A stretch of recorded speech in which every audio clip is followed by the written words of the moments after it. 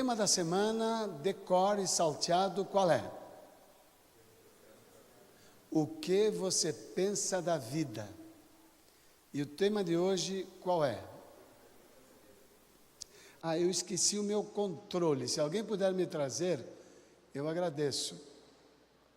Fiquei sem o controle remoto, mas o controle da minha vida ainda está tudo bem. Eu espero. O tema da semana qual é mesmo? O que você pensa da vida? O que você pensa da vida é a sua vida.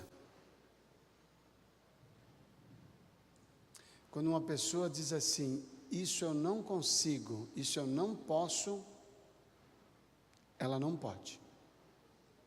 Ela poderia?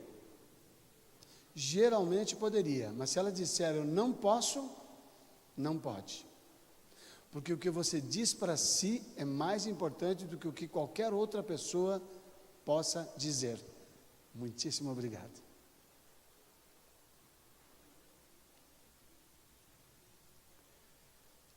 Eu gostaria de refletir com vocês num texto da Bíblia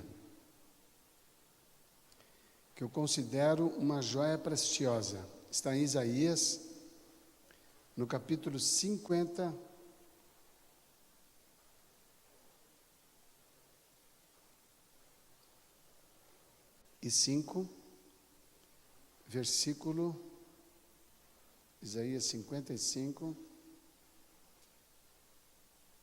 versículo 8. Pois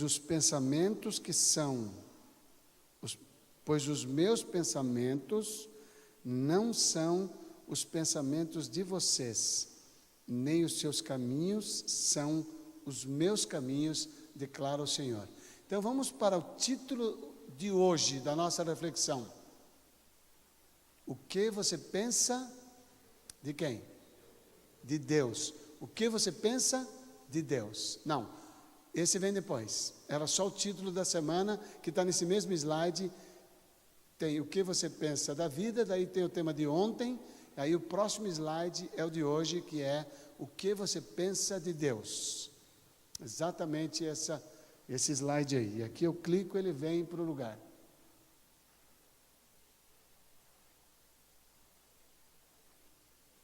Ali. Não. Voltem para mim, por favor, é o slide que diz o que você pensa de Deus. Talvez ontem ficou fora de ordem. Está na sequência. Esse que está aí, acho que é o próximo. Não. Mas tudo bem, a gente já sabe, pode deixar o outro que está tudo bem. O tema de hoje é o que você pensa de Deus. Então gravem esta frase. Nenhuma religião será melhor ou maior do que o conceito que a pessoa tem de Deus. Nenhuma religião será maior ou melhor do que o conceito que a pessoa tem de Deus. Então, o que eu penso de Deus é muito importante. Há um aspecto na nossa experiência religiosa que nós não nos damos conta. A cultura cristã, por séculos e séculos, ela foi influenciada pelo pensamento teológico católico. Primeiro em Constantinopla, depois sua sede passou para a Itália, em Roma. Primeiro em Constantinopla, depois em Roma. O pensamento católico transmitiu alguns conceitos sobre Deus que passaram a ser parte do conceito religioso cristão. Então, mesmo sendo um evangélico do segmento tradicional, presbiteriano, batista, congregacionalista, esses indivíduos têm um pensamento chamado cristão tradicional. São as igrejas tradicionais. Depois tem a igreja adventista, que não está entre os tradicionais, nem está entre os modernos. e tem os modernos, que são especialmente os movimentos pentecostais e os gospels, que são grupos evangélicos que se concentraram só no Novo Testamento. Tanto estes modernos, como nós somos, e como também os tradicionais, todos eles foram influenciados pelo conceito teológico de Deus transmitido pela Igreja Católica. Um dos conceitos de Deus é o medo. Outro conceito de Deus é que Deus reprova o sexo, que o sexo é pecado, que o primeiro ato de pecado praticado por nossos pais foi simbolizado por uma árvore, mas de fato foi o sexo. Então, desse ponto em diante, a pessoa que é cristã já entra com a ideia, eu vou ter relações sexuais, mas ela é pecaminosa. Deus fecha um olho para poder ter a procriação. Então, eles ensinaram, desde o século IV, de que um casal só devia ter relações para trazer filhos ao mundo. Se já tivessem os filhos que quisessem, acabou essa atividade. Então, um conceito de que um conceito de que a prática sexual em si é pecaminosa. Então, vejam o que isto produziu na cabeça do cristianismo. Se o ato sexual é pecado, e ele é tolerado numa condição de procriação, então, na verdade, eu estou fazendo para procriar, mas eu estou pecando. Então, se eu estou pecando dentro, eu posso pecar fora. Então, em vez de proteger, ele ampliou a possibilidade de que quem está fazendo dentro de casa pode fazer fora de casa. E também influenciou o cristianismo moderno, que é a juventude, dizendo: todos os casais casados, as estatísticas mostram que têm dificuldade sexual. Então já sei, o problema mais importante dos casais casados está na área sexual. Então, vamos resolver esse problema? Vamos praticar o sexo antes e ver se a gente realmente se acerta. Se a gente não se acerta, a gente para. Então, passou a acontecer relações sexuais entre solteiros, isso já faz mais de 40 anos, e está uma série de pessoas da mesma igreja, pode ser esta, pode ser outra, pode ser qualquer nome, que os jovens entre si estão namorando e tendo intimidades sexuais como parte do processo de conhecimento mútuo, baseado neste conceito que vem lá de trás para proteger os indivíduos, para não praticarem sexo, dizendo que aquele que não pratica sexo é mais santo do que aquele que pratica. E daí é que surgiu a castidade para o sacerdócio, que só seria santo para tocar na hóstia, que é a presença viva de Cristo e não apenas um símbolo dele. É a transubstanciação, que é a transformação daquele pão em um ser de verdade, a ponto de as crianças serem ensinadas por alguns catequistas na fase infantil, e eu fui uma dessas crianças, porque eu fui educado na Igreja Católica, e ali estive como sacristão até os 17 anos de idade. Foi ensinado às crianças de que se ela mordesse a hóstia com pecado, ela estava mordendo a carne de Cristo, e saía sangue na boca. Então os menininhos e as meninas tinham medo de morder a hóstia e sair sangue na boca. Então o que eles faziam? Com certeza essas crianças evitavam de tomar a hóstia quando não estava tudo bem. Ou seja, não havia uma correção do problema, mas havia um alerta, ampliava a gravidade daquilo através de um medo, de um susto, de uma ameaça. Então, esses conceitos, eles foram impregnados em nossa mente pela cultura da sociedade aonde pertencemos. Se tivéssemos sido criados na China, essa influência social não haveria para nós. Se tivéssemos sido criados na Índia, também não teria. Mas nos países onde a cultura básica dos colonizadores, Estados Unidos, América do Norte, países europeus, América do Sul inteira, onde a cultura predominante foi cristã, essas influências tiveram. Quando a cultura cristã era católica, a influência era maior, que é o nosso caso, que é o do Brasil. Ainda a maioria da nossa nação é católica. Então, há uma influência realmente muito grande do conceito de Deus através desses conceitos teológicos transmitidos por meio dos seus teólogos para prevenirem que os membros praticassem algumas coisas. Entre esses conceitos está a necessidade da intermediação de um ser humano, que é o caso do sacerdote. E muitas vezes nós vemos isso nas igrejas evangélicas. Ou seja, há pessoas querendo fazer algumas coisas que não deveriam, e elas vêm ao pastor e dizem: pastor, eu posso fazer isso, isso, isso? E daí aquele pastor que foi consultado, segundo a sua cabeça, diz sim ou não. E esta pessoa que consultou o pastor, mesmo na nossa igreja, sai toda feliz para fazer, se ele disser que não tem problema, ou para não fazer, sai triste, se ele disser que tem problema. Nenhum ser humano é, da parte de Deus, seu representante para que uma pessoa decida o que fazer ou não fazer. Mas qualquer pessoa que conheça a palavra de Deus pode dar uma advertência numa coisa que você não conhece.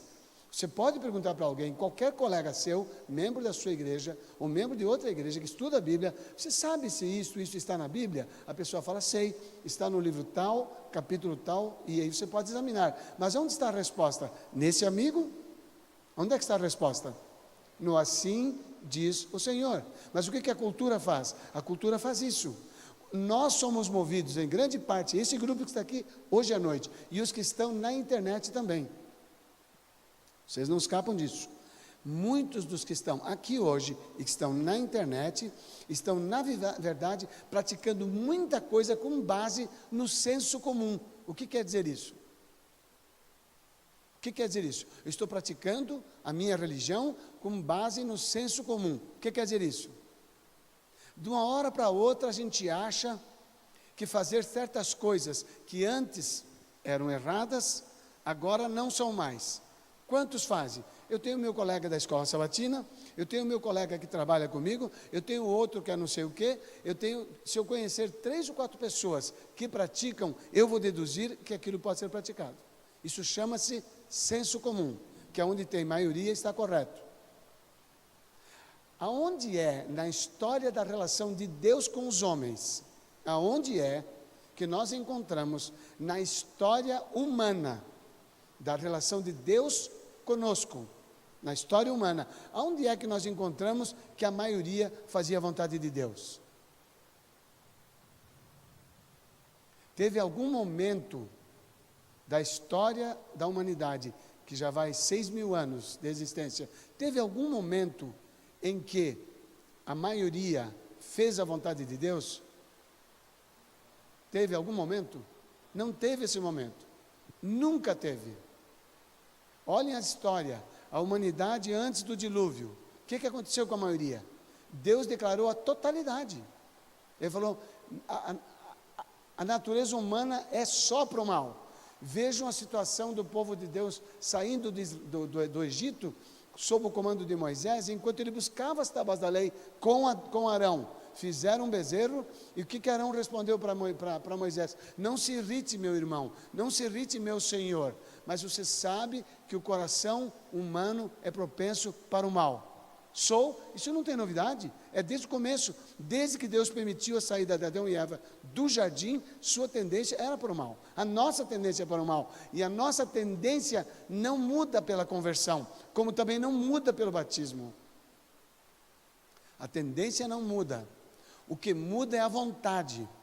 Eu antes fazia o que gostava, que era contrário à lei de Deus. Quando eu descobri a vontade de Deus, eu ainda gosto, mas eu não quero fazer o que é contrário à vontade de Deus, porque eu gosto mais da vontade de Deus do que gostava. Então eu deixo de fazer isto para poder fazer a vontade de Deus, que não é ainda do meu gosto, mas é o que eu quero. A minha vontade é dele. Então eu vou lutar contra a minha tendência para fazer a vontade dele. O que nós precisamos entender é que por osmose, porque ninguém ensinou isso formalmente, nós achávamos que uma vez convertido, o indivíduo não comete mais erros. Não só isso, ele não tem mais tendência. Se ainda tem tendência é porque não se converteu. Não, é o contrário, ele disse: filhinhos, 1 João capítulo 2, verso 1, filhinhos, eu vos escrevi para que não pequeis. Então a palavra de Deus existe para me ajudar a não pecar. O salmista diz no Salmo 119: guardo no coração as tuas palavras, para não pecar contra ti. A palavra de Deus existe para me ajudar a não pecar, porque a minha tendência me levará aonde? A pecar. E eu preciso alimentar a parte do meu ser que me protege disto. E nós vamos estudar um pouquinho mais isto na sexta-feira. Mas eu quero adiantar para vocês hoje. No nosso inconsciente,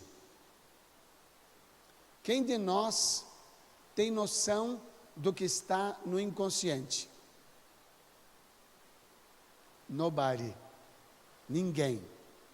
Ninguém tem consciência do que está no nosso inconsciente. Por quê?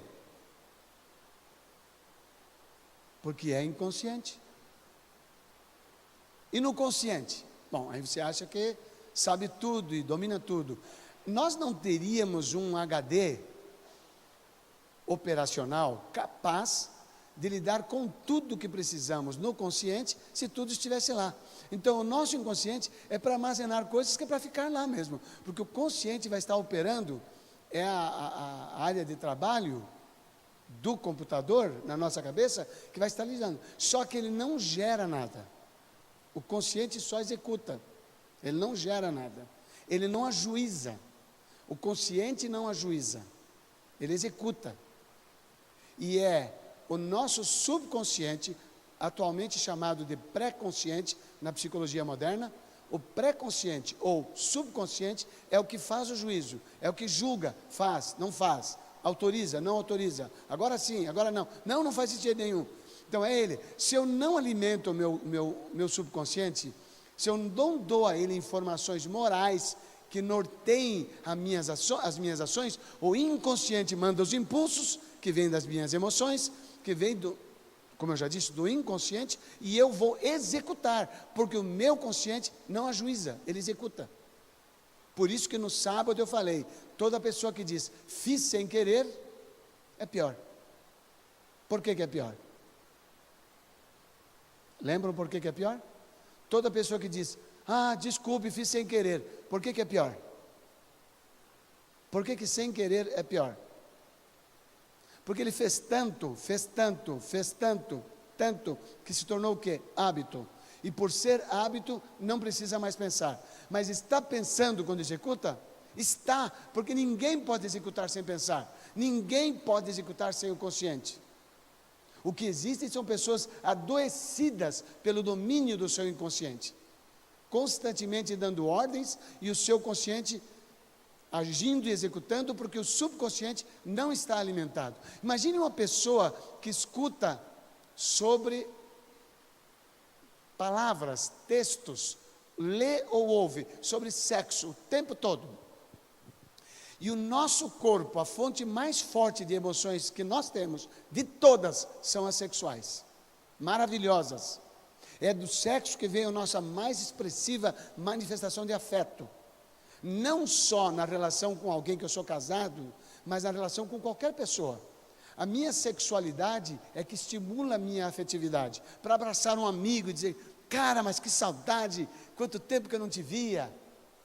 Um irmão, mas também a minha esposa, meu filho, meu marido. É da minha sexualidade que vem esse estímulo forte e gostoso de expressão afetiva. Ela não é de todo só voltada para a parte erótica do nosso corpo. Mas imaginem ela sendo estimulada o tempo todo por pornografia, por palavras de cunho pornográfico, por conteúdos. Na hora em que eu tiver que tomar uma decisão, eu vi uma mulher se eu sou homem, ou eu vi um homem se eu sou uma mulher, e naquele momento há um estímulo no meu corpo, e eu tenho que dizer, não, ela não me pertence, ela pertence a ele, eu não posso ficar olhando para ela, não posso continuar desejando. Essa decisão, ela não vai acontecer, porque o meu subconsciente está alimentado com aquilo que eu tenho ouvido, é aquilo que eu tenho visto, aquilo que eu tenho contemplado, e eu não faço o meu devocional pela manhã, no máximo eu leio a lição da escola sabatina na sexta-noite, para não ser ignorante no sábado pela manhã, como se fosse um teste, estar aqui na classe da escola sabatina, respondendo algumas coisas, e daí todo mundo vai ter o conceito de que eu sou cristão. Vocês percebem o quanto a gente transforma a nossa religião em relação ao que os outros pensam? Isso não vale uma banana podre, não vale nada. Não tem valor zero, não tem valor nenhum. A minha relação com Deus tem que ser em função da minha dependência nele. E isso vem do meu conceito sobre Deus. A relação das pessoas, mesmo os que estão nesse auditório e mesmo os que estão me vendo agora na internet, a relação das pessoas com Deus tem muito mais a ver da sua relação com a igreja do que com Ele. E igreja não salva ninguém, placa não salva ninguém, estar aqui sentado não salva também, porque se estar sentado me tornasse um cristão, se eu entrasse na garagem, eu virava um carro. Eu tinha que entrar todo dia na garagem, entrava todo dia, entro todo dia, um dia eu saio de lá, espero que eu saia pelo menos um BMW, e não um Fusca, mas o lugar que eu estou, se o gato dormir no forno, sai um pão lá de dentro. Então, estar aqui não me transforma, mas o motivo que me traz aqui e a relação que eu tenho com Ele faz toda a diferença, e esse lugar se torna um lugar de celebração. Eu venho aqui trazer a minha experiência com Ele. Eu me encontro com Deus aqui. Mesmo que a pregação às vezes não seja até satisfatória. Mesmo que a música que cantaram não foi tão boa. Mas eu estou cheio dEle. E o que eu tenho dEle eu reparto por estar aqui. Jesus disse, onde estiverem 2 ou 3 reunidos em meu nome, ali estarei no meio deles. Então pode ser que a igreja inteira esteja sem comunhão com Deus. Mas pode ser que aqui dentro tenha 5, 10 pessoas que mantiveram comunhão com Ele e trouxeram consigo o poder do Espírito Santo cultivado num relacionamento diário. Estas pessoas, só elas, estão trazendo para dentro deste lugar a presença de Deus para dar honra àqueles que vieram adorá-lo. Amém? O que é que você pensa de Deus?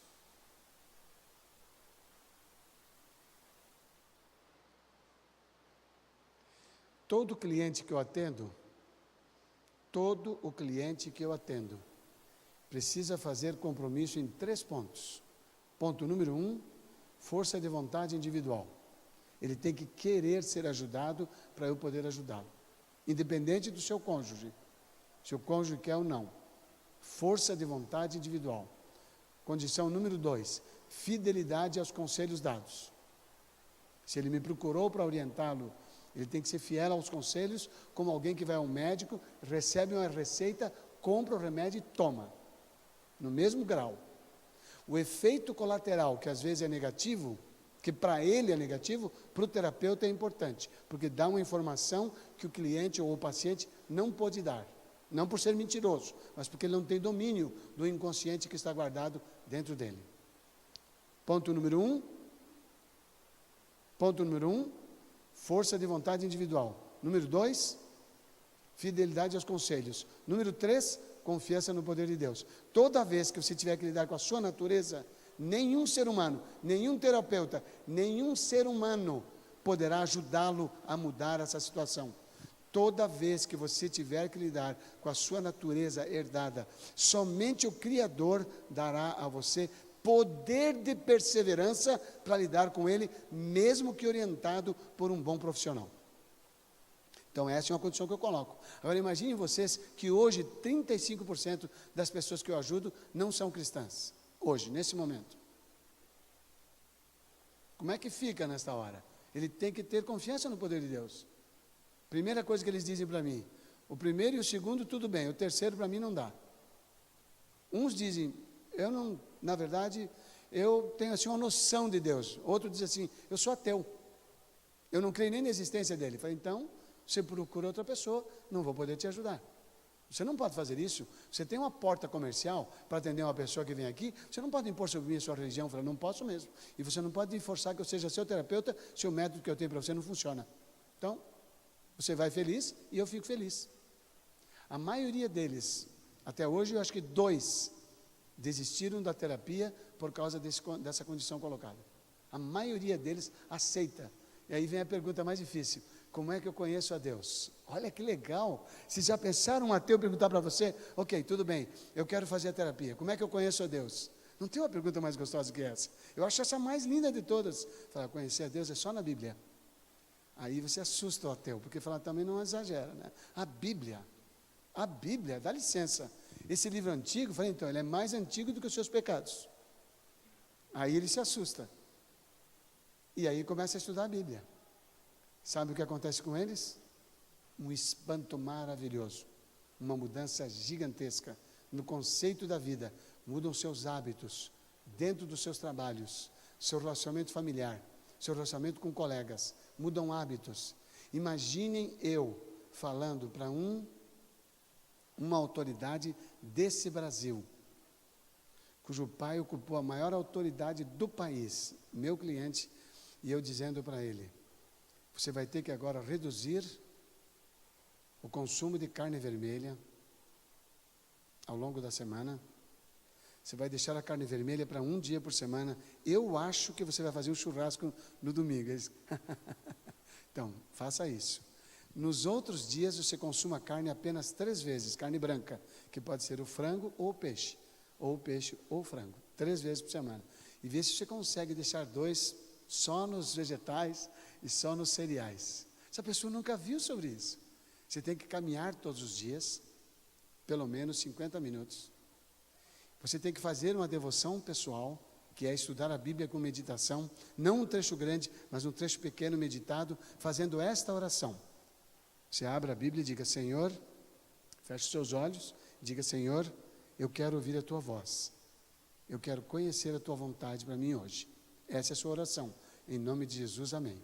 Aí quando você começar a ler, você vai se distrair. Eu já sei que você vai se distrair, porque eu também me distraio. Sua mente vai, lendo o texto, sua mente vai, aí você para, seja honesto, diga para ele: Senhor, minha mente se desviou agora para minha esposa, ou minha mente se desviou para uma reunião que eu vou ter às 9 horas, minha mente se desviou, fala o nome do que desviou e abre o jogo com ele, fala: me perdoe, porque a minha mente se desviou, mas eu quero, o que eu quero? Eu quero ouvir a tua voz, e que mais? Eu quero, o que mais? Conhecer a tua vontade para mim, quando? Hoje. O que Jesus falou? Não vos preocupeis com o dia de amanhã. O que ele acrescentou? Basta cada dia seu mal. Os que estão presentes digam oi. Vocês estão muito calados. Eu estou dando muita folga para vocês. Não estou fazendo perguntas, porque eu estou com pressa com o tempo, mas eu vou voltar atrás. Eu vou me arrepender do que eu fiz. Nós precisamos pensar. Se a gente não pensa, a gente não aprende. Então Jesus disse: não vos preocupeis com o dia de amanhã, basta o quê? A cada dia o seu mal. Então eu não tenho que me preocupar com coisas para frente, tenho que me preocupar com hoje. A Bíblia diz: a cada dia, a cada manhã, o Senhor renova as suas misericórdias. Livro de Lamentações de Jeremias. A cada manhã Ele renova sobre nós as suas misericórdias. Capítulo 3.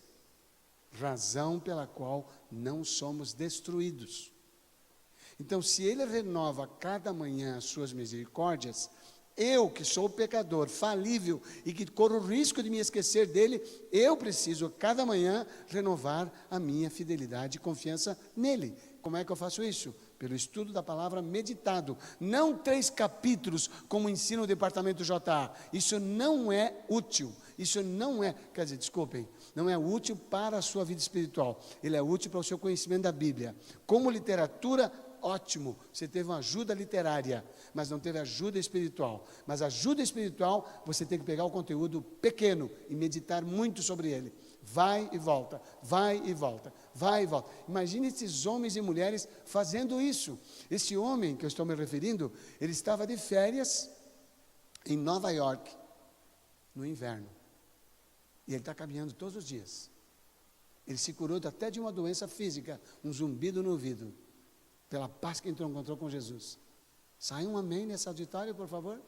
A relação dele com Deus. Ele descobriu a Deus. Ele falou: eu fui um católico relapso. Ele se classificou assim. Ele falou: você sabe que às vezes eu até prefiro ir à igreja vazia? Vazia. Ele falou: eu quero ir à igreja para meditar. Então, você vai na mata, que dá o mesmo sentido. E ele está indo à mata. E ele foi no frio de Nova York, ele se agasalhou, brasileiro, sabe de onde? Do Brasil. Eu quase falei o estado, não vou falar, mas é um brasileiro do Brasil, do lugar quente do Brasil. Do lugar quente do Brasil. Ele foi para lá em Nova York no inverno e saiu caminhar e fez a meditação dele. E ele me contou que ele descobriu naquela semana Ele ficou 15 dias lá, numa semana específica, o que ele descobriu em suas caminhadas e meditação. Sabe o que me entristece? Que às vezes eu falo a mesma coisa com um crente de alguma igreja, seja adventista, seja um movimento pentecostal qualquer, seja um batista, presbiteriano, e eu não vejo o mesmo nível de interesse, garra, dedicação e resposta. É de chorar ou não é para mim? É de chorar ou não é? É de chorar para mim. Mas este homem, a esposa disse para mim, aproximadamente 3 sessões tínhamos tido. Ela disse, eu não sei o que você fez, mas o meu marido está outra pessoa. Os filhos perceberam a sua diferença. Eu pergunto e vocês me respondem. Fui eu? Quem foi? Foi ele na relação com Deus. Eu sempre gosto de acentuar isso. Não foi só Deus. Deus quer ajudar quantos? Quer salvar quantos? Quantos querem? A todos os que querem, Jesus disse, veio para os que eram seus, mas os seus não o receberam. 1 João 1, 12. Mas a todos quantos o receberam, o que ele disse? Deu-lhes o poder de serem feitos filhos de Deus. Olhem isso aqui. Ponha para mim, por favor, esse texto, porque nós vamos entrar numa reflexão para levar para casa. E isto vem de uma reflexão inspirada. O que diz Isaías 55, versículo 8? Pois os meus pensamentos, me ajudem por favor. Quem tem Bíblia, leia, quem não tem, fale de cor. Eu vou falando aqui, você vai repetindo. Pois os meus pensamentos, diz o Senhor. Repitam o que eu digo, por favor. Só o que eu digo para a gente ficar na mesma tradução, ok? Eu falo, vocês repetem. Pois os meus pensamentos, diz o Senhor,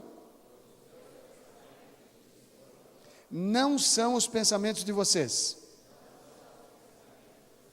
nem os seus caminhos são os meus caminhos. Nesta compreensão, já vamos partir do seguinte princípio: se eu não alimentar os meus pensamentos com a palavra de Deus, mesmo sendo batizado, mesmo sendo um membro fiel da igreja, até um oficial da igreja, um trabalhador voluntário dedicado, que gasta horas aqui dentro, eu não serei filho de Deus, porque os meus pensamentos não serão os pensamentos do Senhor. Eu fiz obras. Eu limpei a igreja até, abri a porta, ensaiei aqui, fiquei aqui ensaiando 3 horas para cantar no sábado. Lindos hinos. Isso não me fez filho de Deus, mas me fez um bom cantor. Bem ensaiadinho, a música sai nos trinques. E o teclado afinadinho. Fiz muita coisa em outros departamentos. Juntei papéis, preparei muita coisa. Isto me distrai. Isto me engana, isto me ilude e me faz pensar que eu sou consagrado por estar fazendo isso. Toca para mim, por favor, o slide. Muitíssimo obrigado. Discórdia e divisão. A causa de divisão e discórdia na família e na igreja é o quê? Separação de Cristo. Aproximar-se de Cristo é aproximar-se uns dos outros. Eu não tenho natural condição de aproximação da Yara, por tão diferentes que somos. Nós somos muito diferentes. E essa aproximação dela, gerada pela minha aproximação de Cristo, tem feito eu declarar para ela que ela não gostou. Já falei 2 vezes essa semana aqui. Eu falei para ela, eu estou tão feliz que você veio comigo, porque eu descobri que eu sou um dependente seu. Ela falou, mas não é mesmo. Eu falei, eu sou. Eu hoje estava em atendimentos, e ela tinha saído para dar umas voltinhas, como é próprio de uma mulher natural, normal, saudável, uma mulher inteligente, ela deu umas voltinhas.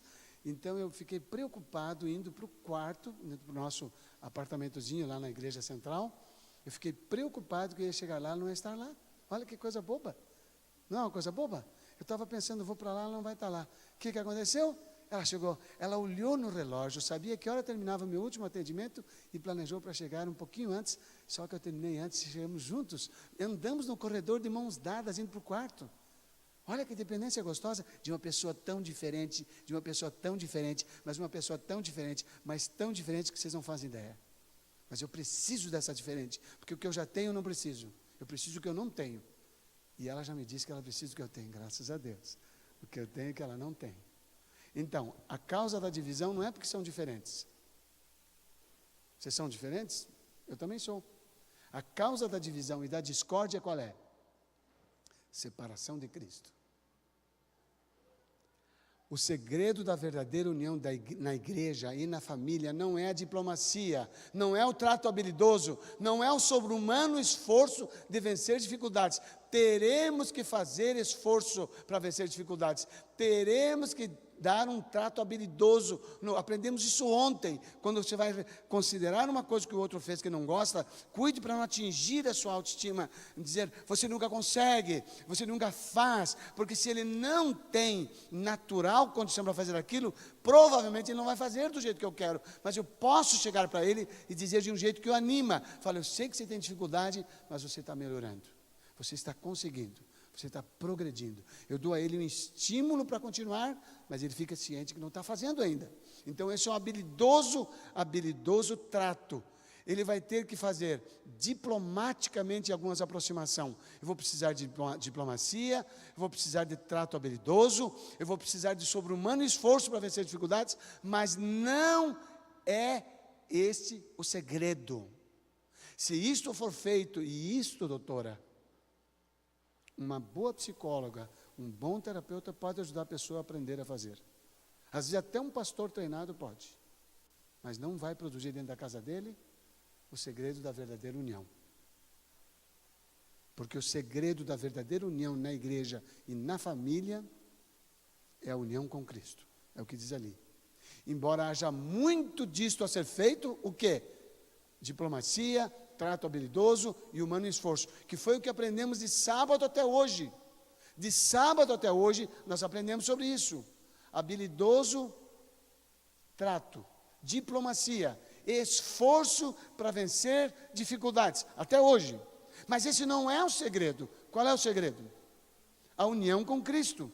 De quem? Da família? Não existe união da família com Cristo, porque não existe uma pessoa chamada família.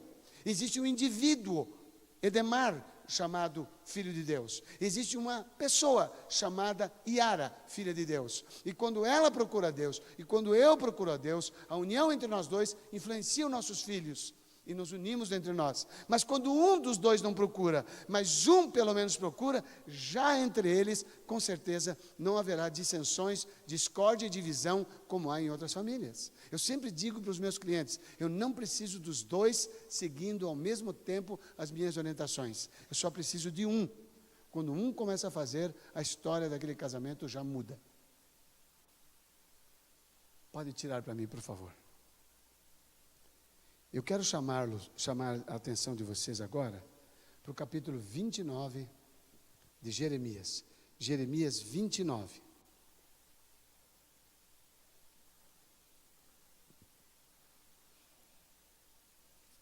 Versículos 12 e 13. E 14. Então disse o Senhor, vocês clamarão a mim, virão orar a mim, e eu os ouvirei. Vocês me procurarão e me acharão quando me procurarem de todo o coração. Verso 14. Eu me deixarei ser encontrado por vocês, declara o Senhor, e os trarei de volta do cativeiro. Eu os reunirei de todas as nações e de todos os lugares por onde eu os dispersei, e os trarei de volta para o lugar onde os deportei. Eu virei, eu responderei, eu me deixarei achar. Quando? Quando vocês me buscarem? De todo o coração. Então percebam, o meu coração é amigo de Deus ou inimigo? O meu coração é amigo ou inimigo? Meu coração natural é amigo ou inimigo? Inimigo. Ele diz que a nossa vontade é contra Deus. Não está sujeita, nem pode estar. Romanos 8, 7. Então, para que a minha natureza se submeta ao meu pensamento, o meu pensamento precisa estar cheio da palavra de Deus, porque daí o meu pensamento é igual ao dele, porque o meu pensamento natural não é igual ao dele. E porque eu me tornei cristão, e porque eu pratiquei isso hoje, amanhã o meu pensamento é? Não, amanhã eu acordo de novo, e o meu pensamento de novo se rebela.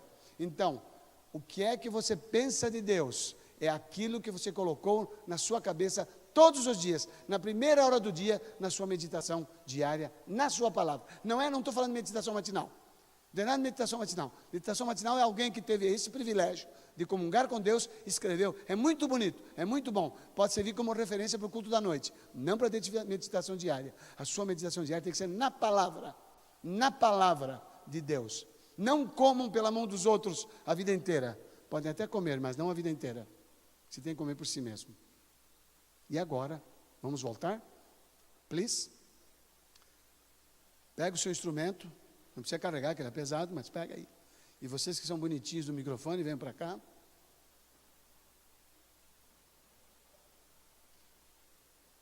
É o seguinte, esta música foi uma inspiração que Deus deu a Michael W. Smith. Mas agora, nesta manhã, neste momento, eu quero que seja uma oração para nós. É uma oração que tem duas palavras que me interessam destacar. Perto, essa palavra, e a outra qual é? Qual é a outra palavra? Se alguém acertar qual é a outra palavra, vai ganhar um livro da Yara. Eu vivo dando os livros da Yara. Vamos lá. É duas palavras que eu disse, só duas palavras, que é o que passamos a noite meditando hoje. Duas palavras. Uma eu já contei, qual é? Qual que é? Qual que eu falei agora? Perto. Qual é a outra? Qual? Não. Não. Qual é a outra? Ganhei o livro. Quem falou quero? Sua mãe ganhou o livro, rapaz. Que coisa de louco. Querida, você tem um aí? Vem buscar o livro da sua mãe, por favor. Que quem ganhou foi você. Você merece receber da autora. Ali a autora, lá, olha lá. Ela vai te dar um beijo, eu garanto para você. Vai dar um livro e um beijo. Quero, tem que ver com a sua vontade. Perto, quero. O sempre, eu estava dando ênfase para que vocês saibam que você tem que lembrar-se disso todos os dias, porque a sua natureza não é amiga de Deus, mesmo quando batizado. Deu para entender isso? Vão fazer eu ficar aqui até a meia-noite? Deu para entender ou não? Thank you. Então vamos lá. Quais são as duas palavras? Perto e que mais? Quero. Vamos lá.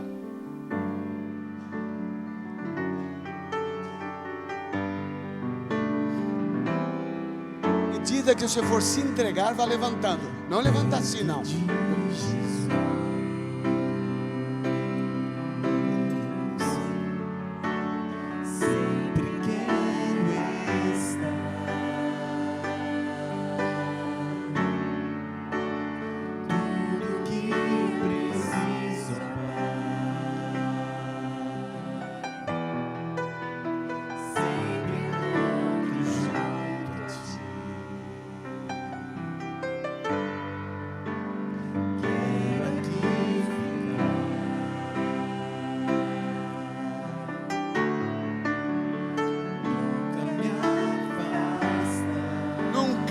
Nunca me afastar.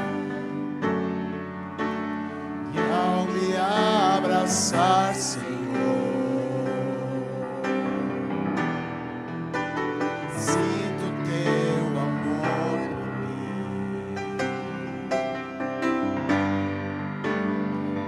Tu és o meu Deus, quero só a ti.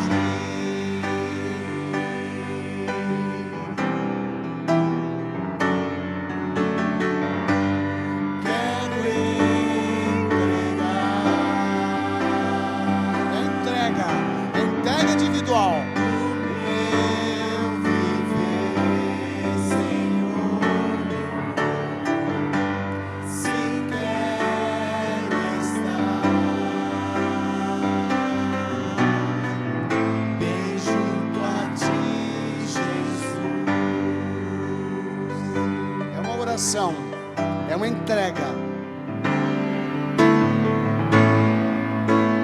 Perto de Jesus.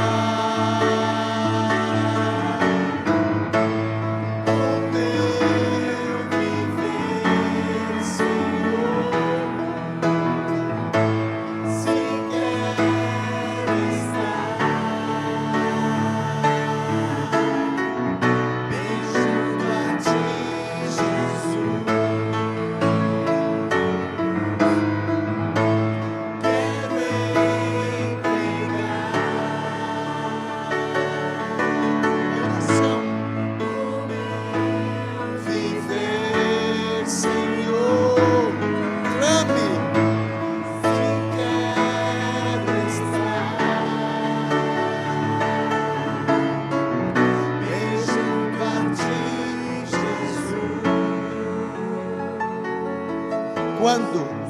Bem junto a ti, Jesus. Quando? Quero estar bem junto a ti. Quando? Sempre. Como fica melhor? Todos os dias, todas as manhãs. Todas as manhãs. Eu tenho certeza que o seu pensamento sobre Deus, seu conceito de Deus vai mudar. E quando isto mudar, muda a sua religião e muda a sua vida. Diga agora: eu quero mudar para melhor o meu conceito de Deus. Eu quero me entregar. Amado Deus, obrigado porque tens paciência conosco. Mesmo tendo sido resistentes em buscar a Tua palavra todos os dias, falhamos em conhecê-lo como deveríamos. Mas hoje, Senhor, nesta noite, o Teu Espírito falou conosco e queremos mudar o nosso pensamento sobre Ti. Queremos conhecê-lo melhor. Queremos reter os Teus ensinamentos em nossa mente todas as manhãs, cada dia. Dá-nos esta graça. Queremos ouvir a Tua voz. Queremos conhecer todos os dias. Queremos conhecer cada dia a Tua vontade para cada um de nós. Em Jesus, agradecemos o direito e privilégio desta bênção. Amém.